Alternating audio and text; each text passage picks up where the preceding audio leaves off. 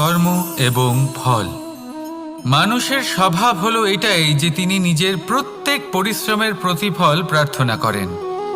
বেশিরভাগ সময় এই ফলাফলের চিন্তা করতে করতে, কল্পনা করতে করতে উনি কর্ম করতে থাকেন যে আমি এই কাজটা করলে এই ফল পাবো। সেই সব কল্পনা করতে থাকেন যা না তার হাতে আছে, না আছে অধিকার, আর না আছে নিয়ন্ত্রণ। উনি শুধু নিজের কর্ম করতে পারেন। উনি কি ফল পাবেন তা তার হাতে কখনোই নেই। তাই আপনিও শুধুমাত্র কর্ম করতে থাকুন, ফলের চিন্তা করবেন না। মনে রাখবেন, শিকড় এবং শাখা যেভাবে একে অপরের সাথে জড়িয়ে, সেইভাবেই একে অপরের সাথে জড়িয়ে কর্ম এবং ফল। যেরকম কর্ম আপনি করবেন সেরকম ফল আপনি অবশ্যই পাবেন। তাই এই ফলের আশায়